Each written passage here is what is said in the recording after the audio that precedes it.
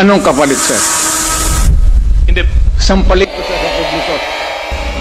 Hindi, wala naman. Hindi, ngayon na. Wala pong ganunan. Chairman. I'll give you ano. Sasampalin ko sa Chairman.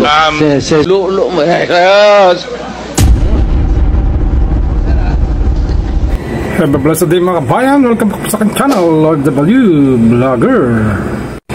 Grabe ito mga bayan, marami nakapanood at nag-viral na dahil nag-init ang ulo ni dating President Rodrigo Duterte nang nakaharap niya sa Kongreso si dating Senador Trillanes. Panoorin niyo po ang mga video nito at kayo na po ang humusga sa pangyayari nito na nagaganap sa Congress hearing mga kabayan. What's po ang mga nag-viral na video na ito? Yes, Your Honor. Nalilito na ako kung anong sabihin ko. Pero sabi ko kung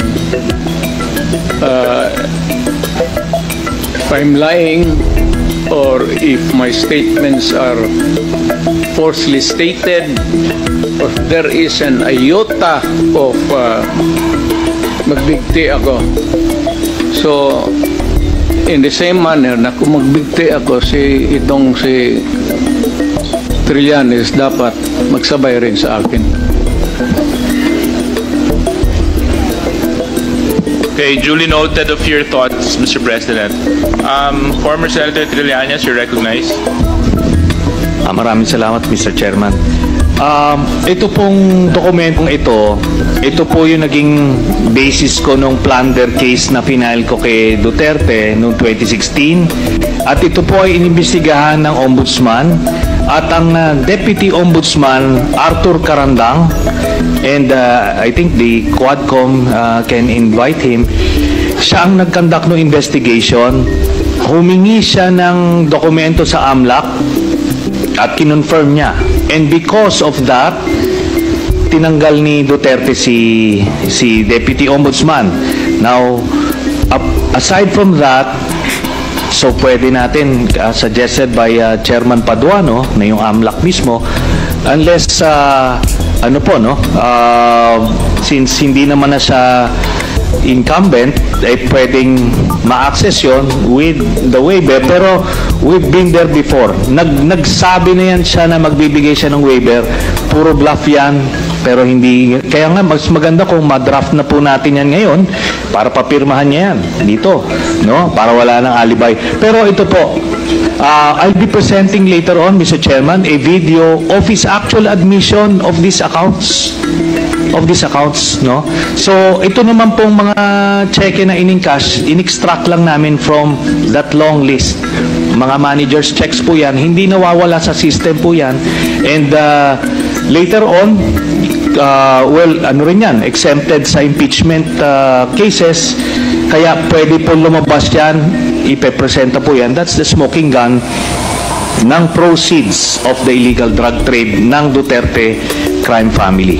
Salamat po, Chair. Thank you very much, Sir, I have to respond to it.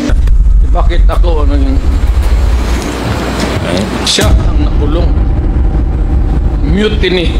Documents regarding yung mga ghost employees niya sa Davao. Is that another case or is that part po yun nung plunder case? Kasi in 2016? In 2016, kasi what's happening sa Davao, meron silang peace and order funds na ginagamit nila, mga ghost recipients, tapos ang pang-clear nila, at kasama nga dyan yung testimonya rin nila Edgar Matobato at ni Arturo Las Cañas na nakakakuha sila ng mga allowances from those peace and order funds.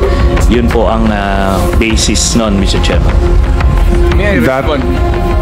Yes, Mr. President. Kung Bright ito, naging presidente sana siya, bakit ako? Siya ang nakulong. Mutiny. Let's go back to the... Let's go back to history. Anong kasalanan ko? Mr. Chair. Anong kasalanan nito? Mr. Chair. Yung witness. Let's go back to the... Let's go back to history. Anong kasalanan ko?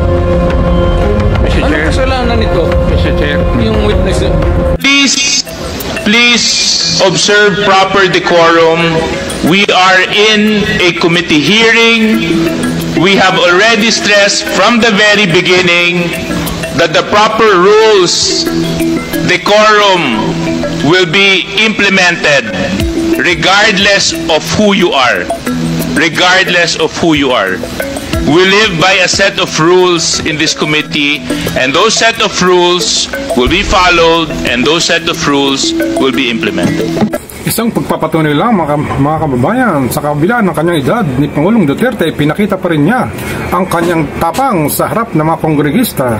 Kaya i-share niyo po ang video na ito bilang mga Pilipino. Kung kayo po ang tatanungin, ano po ang sasabihin niyo sa harapang Rodrigo Duterte versus Trillanes? Comment lang po kayo sa inyong mga reaksyon sa short video na ito mga kabayan. Maraming salamat sa inyong panonood. OFW Vlogger, to God be the glory.